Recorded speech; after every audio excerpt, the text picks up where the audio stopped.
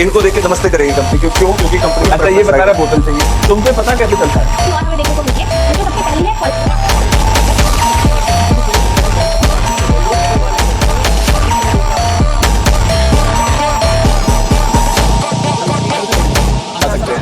है मेरे 20 में से 20 प्लस आराम से 20 में से 20 plus. Hello guys, welcome back to the channel. और क्लास 12th का कल है इंग्लिश का बोर्ड एग्जाम। बहुत सारे बच्चे अभी बहुत सारे क्वेश्चंस को लेके बैठे होंगे, उनको बहुत नर्वसनेस भी फील हो रही होगी और कुछ बच्चे शायद कॉन्फिडेंट भी होंगे कि अच्छे से एग्जाम हो जाएगा। बट ओवरऑल एक यहाँ पे एक स्ट्रैटेजी बताने वाली हूँ मैं लास्ट मिनट की, जो आपको बहुत ज़्यादा हेल्प करेगी। अगर आपके जो स्कोर है वो 75 के आसपास बन रहे होंगे 100 में से बेसिकली, तो वो इंक्रीज होके 90 तक पहुँच सकते हैं अगर आप इन माइनर मिस्टेक्स को अवॉइड करते हो तो इसीलिए अगर थोड़ी सी भी आपकी प्रिपरेशन में कहीं कमी रह गई होगी तो वो इस वीडियो के बाद पूरी तरीके से कंप्लीट हो जाएगी। इसीलिए इस वीडियो को लास्ट तक जरूर देखना, बहुत इंपॉर्टेंट चीज़ है यहाँ पे मैं बताने वाली हूँ।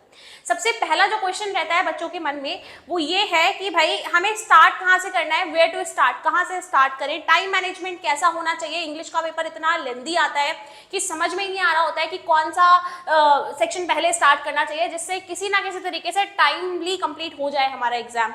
अगर आपने अभी तक सॉल्व कर रखे हैं ऑलरेडी क्वेश्चन पेपर 3 आवर्स के तो आप आराम से कर पा रहे होंगे, बट फिर भी कई बार ऐसा होता है कि इंग्लिश का पेपर इतना लेंदी आता है कि आप बहुत सारी बार सॉल्व करने के बाद भी ये इस प्रॉब्लम को वहाँ पे एड्रेस कर रहे होते हो कि आपका जो पेपर है वो टाइमली कंप्लीट नहीं हो पा रहा होता है और कुछ ना कुछ छूट ही जाता है। तो इसीलिए ऐसा ना हो, इसके लिए एक प्रॉपर टाइम मैनेजमेंट मैं यहाँ पे बताने वाली हूँ। उस टाइम मैनेजमेंट की स्ट्रैटेजी को अगर फॉलो करोगे तो इंग्लिश के पेपर में से एक भी क्वेश्चन आपका नहीं छूटेगा। नेक्स्ट चीज क्या है, how to write answers. Answers को किस वे में लिखें, किस तरीके से प्रेजेंट किया जाए कि एग्जामिनर खुश होकर अपने आप ही मार्क्स को रिवॉर्ड कर दे। उसके बाद क्या क्या डूज होने चाहिए, क्या क्या डोंट्स होने चाहिए, ये भी हमें याद रखना है। तो ये 4 चीजों पे हम आज बात करने वाले हैं। फटाफट से स्टार्ट करते हैं वीडियो को। और सबसे पहले स्टार्ट कहाँ से करना है भाई, सबसे पहला क्वेश्चन वेयर टू स्टार्ट। तो always start with where you feel confident, जहां पे आपको लग रहा है कि भाई ये वाला सेक्शन तो मेरा बहुत अच्छे से प्रिपेयर है। यूजुअली क्या होता है, घर पे प्रैक्टिस कर करके बहुत बारी हमारा जो सेक्शन बी है दैट इज राइटिंग, वो इतनी अच्छी तरीके से प्रिपेयर हो जाता है कि हम बहुत कॉन्फिडेंट फील करते हैं। उसमें सब कुछ हमें पता होता है, नोटिस में सब कुछ पता है कहाँ क्या लिखना है, इन्विटेशन में पता है कहाँ क्या लिखना है, कौन सा वाला लिखना है, लेटर टू एडिटर लिखना है या जॉब एप्लीकेशन लिखना है, ये भी प्री डिसाइडेड होता है ना। रिपोर्ट लिखना है या आर्टिकल लिखना है, ये सारी चीजें हमें पहले से ही पता होती है। तो यही जो सेक्शन है, सेक्शन बी, यही आपके अंदर कॉन्फिडेंस लेके आता है और यही एग्जामिनर का जो माइंडसेट है वो पूरे आपके पेपर को लेकर, आंसर शीट को लेकर बना देता है। तो स्टार्ट करना हमेशा सेक्शन बी से ही कोशिश करना, अगर आपने अच्छी तरीके से प्रिपेयर कर रखा है तो। अगर आपका सेक्शन बी प्रिपेयर नहीं है, आप कॉन्फिडेंट फील नहीं कर रहे हो, आपको समझ में नहीं आ रहा है कि क्या करना चाहिए, तो आपको जहां से भी, जिस भी सेक्शन से कॉन्फिडेंट फील हो, whether you feel confident in section C or in section A, वहां से स्टार्ट कर लो, कोई प्रॉब्लम नहीं है। बट कोशिश करना कि अगर सेक्शन बी कंप्लीटली प्रिपेयर है तो यहां से ही स्टार्ट करो पेपर को, ठीक है। अब क्या होनी चाहिए, टाइम मैनेजमेंट स्ट्रैटेजी।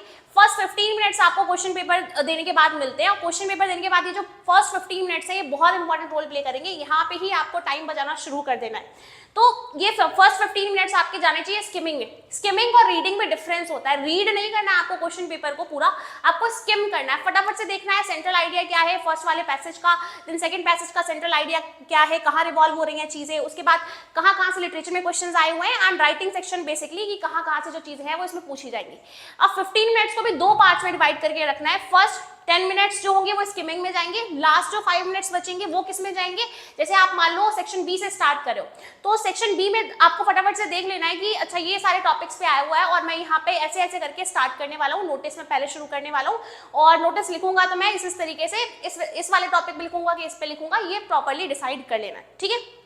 उसके बाद क्या है, उसके बाद अब आ जाएगा आपका वो वाला टाइम जहां से आपको लिखना है, स्टार्ट करना है, ठीक है। नेक्स्ट 3 आवर्स यहाँ से शुरू हो जाएंगे। तो 2 आवर्स जो है वो बेसिकली आपको मिलते हैं यहाँ पे। 2 आवर्स मैं आपको देना चाहूंगी किस चीज के लिए, जो आपका सेक्शन है उसको कंप्लीट करने के लिए। सेक्शन बी से स्टार्ट करे हो तो सेक्शन बी को 50 मिनट्स दे दिए स्टार्टिंग में और बचा हुआ टाइम लिटरेचर को दे दिया। अब ऐसा तो बिल्कुल भी नहीं करना है कि आपने सेक्शन बी पहले स्टार्ट कर दिया, उसके बाद बीच में क्या करे हो, बीच में सेक्शन सी का क्वेश्चन ले आए, फिर सेक्शन ए ले आए। नहीं, एक सेक्शन जो भी उठाया है वेरेवर यू फील कॉन्फिडेंट वहां से स्टार्ट करो और उसको एंड भी वहीं पे ही होना चाहिए, वेरी मस्ट, ये बहुत ही ज्यादा जरूरी है, ठीक है। 2 आवर्स को हम डिवाइड करेंगे, 50 minute should be given to कौन से वाले पार्ट को, 50 मिनट्स किसको दोगे आप? 50 मिनट्स दोगे सेक्शन बी को। उसके बाद जो टाइम पीरियड बचा 1 आवर 10 मिनट्स जो है वो सेक्शन सी की तरफ जाएंगे, ठीक है। इतने टाइम पीरियड में कंप्लीट करके रखना है। एक एनालॉग वॉच जो है वो जरूर अपने पास लेकर जाना, वहाँ पे एग्जाम में अलाउड होती है, उस वॉच को ले जाने से कोई प्रॉब्लम नहीं है। आपको उसको डेस्क पे रखना है, हाथ पे नहीं रखना, बिकॉज वहाँ पे हाथ में भी बार बार देखोगे टाइम वेस्ट होगा। डेस्क पे रखना है। जैसे जैसे टाइम बीतता जा रहा है आपको अच्छी तरीके से स्ट्रैटेजी को फॉलो करते हुए चलना है पेपर को टाइमली कंप्लीट करने के लिए, ठीक है। अब बचा नेक्स्ट जो 50 मिनट्स है हमारे पास, जो लास्ट आवर बचा हुआ है, उसके 50 मिनट जो है वो जाएंगे सेक्शन ए की तरफ। सेक्शन ए को 50 मिनट्स देने और फर्स्ट और सेकंड पैसेज दोनों कंप्लीट करने। सेंट्रल आइडिया आप ऑलरेडी फर्स्ट 15 मिनट्स में ले चुके थे, जब आपको स्किमिंग का टाइम मिला था वहां पे आप आइडिया ले चुके थे कि ये जो पैसेज है वो किस चीज पे है। तो अब यहाँ पे आपको क्या करना है, आराम से इसको रीड करना है। रीड करने के बाद क्वेश्चंस को अटेम्प्ट करना है। तो सेक्शन ए पार्ट जो है वो यहाँ पे कंप्लीट करना है, 50 मिनट्स के अंदर अंदर ही कंप्लीट करना है तो करना है। अब आगे बढ़ते हैं भाई। अब बाकी जो लास्ट के 10 मिनट्स बचे वो कहाँ जाएंगे? लास्ट के 10 मिनट्स बहुत इंपॉर्टेंट रोल प्ले करते हैं। यहाँ पे आप क्या करोगे, फटाफट से एक बार रीअश्योर करोगे कि आपने सारे क्वेश्चंस को अच्छे से अटेम्प्ट किया है या नहीं, या फिर कहीं आप किसी क्वेश्चन के लिए स्पेस छोड़ के आए थे, वो रह गया है तो उसको कंप्लीट कर लो, ठीक है। तो ये 10 मिनट्स जो लास्ट के हैं ये एक बार रीअश्योरमेंट के लिए होंगे कि आप अच्छे से रीअश्योर हो जाओ कि सारी चीजें आपने कंप्लीट कर रखी हैं, पेपर अच्छे से हो चुका है।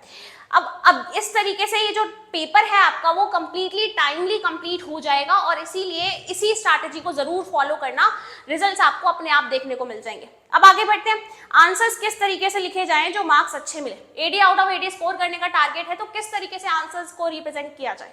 आंसर्स में जैसे आपने आंसर 1 लिखा, उसके बाद यहाँ पे गैप देना है। आंसर 1 सपोज मैंने लिखा, तो आंसर 1 जब मैंने लिख दिया तो उसके बाद मुझे एटलीस्ट 2 लाइंस का गैप देना है और उसके बाद नेक्स्ट आंसर को शुरू करना है। हर आंसर के साथ ऐसे ही करना है, whether you are attempting section A or section सी, हर बार यही करना है कि 2 लाइंस का गैप देना है। और कभी भी अगर आप ऐसा कर रहे हो सेक्शन बी पे हो तो लेटर टू एडिटर लिख रहे हो बेसिकली, या फिर जॉब एप्लीकेशन स्टार्ट करने जा रहे हो, तो ऐसा नहीं करना है कि लास्ट में बस 3 to 4 लाइंस बची हुई है और आपने वहीं से उस क्वेश्चन को स्टार्ट कर दिया। नहीं, ये बहुत बड़ी मिस्टेक है, इससे बहुत ज्यादा अजीब लगता है अटेम्प्टिंग जो स्ट्रक्चर है। तो अगर वहाँ पे 5-6 लाइन भी, 7-8 लाइन भी बची हुई है उस पेज पे, तो उस पेज को छोड़ दो, नेक्स्ट पेज से स्टार्ट करो। उस पेज पे ऐसे जस्ट लाइन ड्रॉ कर देना लास्ट में, वो भी ठीक है। नीटली अटेम्प्ट करना है। हो सकता है आपकी राइटिंग इतनी अच्छी नहीं होगी और शायद बहुत अच्छी तरीके से राइटिंग को नहीं बना पाते होगे, बट फिर भी कोशिश करनी है, जब आप स्पेस देके चीजों को लिखोगे तो आराम से नीटली आप प्रेजेंट कर दोगे आंसर्स को। अब सबसे बड़ी मिस्टेक हम क्या करते हैं, 1 मार्क के क्वेश्चन के लिए, 2 मार्क के क्वेश्चन के लिए ओवरराइट करना चालू कर देते हैं, ठीक है। तो ओवरराइट नहीं करना है, टाइम वेस्ट यही होता है जब आप चीजों को बार बार लिखने लग जाते हो और बहुत ज्यादा एक्सपैंड करते हो। 1 मार्क्स का क्वेश्चन है, 2 से 3 लाइन में आंसर देके खत्म करो। Why are you writing 5 to 6 lines for that 1 mark? नहीं, रिक्वायर्ड है ही नहीं, ठीक है। तो आपको क्या करना है, बस 1 मार्क के क्वेश्चन के लिए 2 to 3 लाइन्स आर इनफ। उसके बाद ओवरराइट तो बिल्कुल करना ही नहीं है हमें। अब आगे बढ़ेंगे फॉर्मेट्स पे। फॉर्मेट्स प्री डिसाइडेड होते हैं सेक्शन बी को लेकर, तो जो भी फॉर्मेट पता है, जैसे कि बॉक्स बनाना नोटिस में, इनविटेशन में, ये चीज भूलनी नहीं है बिल्कुल भी, ये बहुत इंपॉर्टेंट है। बॉक्स बनाना भूले आप, वैसे ही आपका फॉर्मेट गलत और 1 मार्क्स डिडक्ट हो गए। तो ये सारी जो छोटी छोटी चीजें हैं वो ध्यान में रखते हुए चलना है, ठीक है। अब लास्टली एक बार फटाफट से देख लेते हैं क्या क्या डूज एंड डोंट्स हैं हमारे, ठीक है। अब डूज क्या है कि आपको स्पीड मेंटेन करके रखनी है, जैसे जैसे बताया है उसी तरीके से, कहीं पे भी ओवरराइड करने की कोशिश नहीं करनी है। केयरफुली सिलेक्ट द क्वेश्चन, जो भी क्वेश्चन अच्छे से आ रहा है उस क्वेश्चन को सिलेक्ट करो और उसको अटेम्प्ट करना स्टार्ट करो। और ध्यान से देखो, अगर आपको लग रहा है कि you are feeling confident in the second one, invitation का जो क्वेश्चन दे रखा है उसमें सेकंड वन वाले में ज्यादा कॉन्फिडेंट फील कर रहे हो, तो सेकंड वन वाला अटेम्प्ट कर लो, बट जहां सबसे अच्छे तरीके से जो चीज आ रही है वहीं से ही स्टार्ट करना है, ठीक है। अंडरलाइन इंपॉर्टेंट कीवर्ड्स,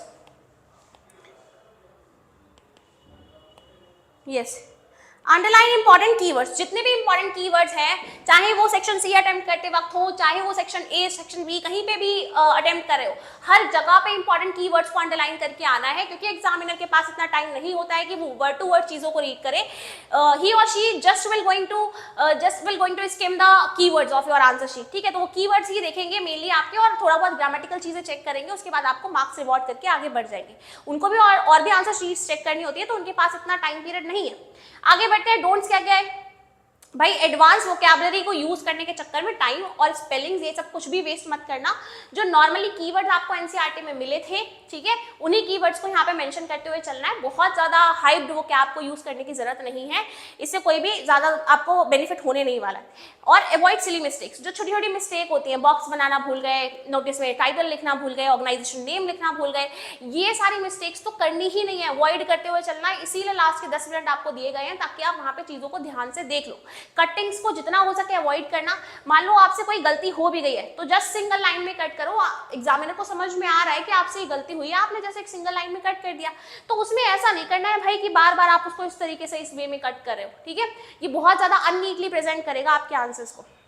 अब लास्ट पॉइंट क्या है, don't leave any section half. मतलब आपने मान लो सेक्शन ए से स्टार्ट किया तो ऐसा नहीं करना है कि सेक्शन ए आधा कर लिया, आप सोच रहे हो कि सेकंड क्वेश्चन जो है ना सेक्शन ए का वो मैं लास्ट में करूंगा, टाइम बहुत ज्यादा जा रहा है मेरा। नहीं, सेक्शन ए कर लिया है तो सेक्शन ए को ही कंप्लीट करना है anyhow. Section B start किया है तो सेक्शन बी ही कंप्लीट होगा किसी भी तरीके से। सेक्शन सी शुरू किया था तो सी ही खत्म होगा, भले ही आप उसके लिए उस क्वेश्चन के लिए वहां पे स्पेस छोड़ के आगे बढ़ जाओ दूसरे सेक्शन पे, बट जो सेक्शन स्टार्ट किया है उसको पहले कंप्लीट करना है, तभी नेक्स्ट सेक्शन पे मूव करना है, ठीक है। ज्यादा मेहनत नहीं करवानी है हमें एग्जामिनर से, प्रॉपर तरीके से सारी चीजें अरेंज करके लिखनी है। यहाँ पे जैसे ये सैंपल पेपर है कुछ इसी वे में आएगा। सेक्शन हमारे कितने होते हैं, 3 सेक्शंस होते हैं पेपर के अंदर, तो reading skills, creative writing skills and literature part, ठीक है। सेक्शन ए में 2 क्वेश्चन होंगे, कुछ आंसर्स पैराग्राफ में से मिल जाते हैं एग्जैक्टली, तो लिखकर तो जरूर आना, छोड़ना मत बिल्कुल भी, जहां आप छोड़ोगे वहीं पे ही प्रॉब्लम है, ठीक। आगे section B writing skill, notice writing आ रखा है तो नोटिस राइटिंग लिखनी है, उसके बाद इन्विटेशन, उसके बाद इन दोनों में से जो भी आप अटेम्प्ट करना चाहते हो, whether you want to write letter to editor or job application attempt कर सकते हो। आफ्टर दैट यहाँ पे क्या है हमारे पास, हमें आर्टिकल और रिपोर्ट राइटिंग में चॉइस गिवन है, तो मेरी तो प्रेफरेंस यही रहती है और मैं हमेशा यही रिकमेंड करती हूँ कि अगर आपके पास report writing and article writing में चॉइस आती है तो always go for article writing, because वहां पे मार्क्स बहुत कम डिडक्ट किए जाते हैं, ठीक है। फिर लिटरेचर सेक्शन है और इसके बाद लास्ट में ना कुछ क्वेश्चंस आते हैं हमारे डिस्क्रिप्टिव वाले जो 5 मार्क्स के होते हैं, तो इनको भी अच्छे तरीके से जरूर अटेम्प्ट करके आना। दो चैप्टर्स के बीच में आइडियाज पूछ सकता है, तो ये सारी चीजें आपको पता होनी चाहिए। आज अब आपको ज्यादा टेंशन नहीं लेनी है, कुछ भी एक्स्ट्रा नया पढ़ने की जरूरत नहीं है, जितना पढ़ा है सफिशिएंट है। एक अच्छी सी स्लीप लेके जाना 8 आवर्स की, ताकि आपकी आंख आराम से सुबह खुले और आप बिल्कुल फ्रेश फील करो। रात भर पढ़ने की जरूरत नहीं है बिल्कुल भी, एंड अपने ऊपर कॉन्फिडेंस रखो, आप बहुत अच्छी तरीके से एग्जाम को अटेम्प्ट करके आने वाले हो। अगर आपको वीडियो अच्छा लगा है तो don't forget to like, share and subscribe this channel. Thank you so much for watching.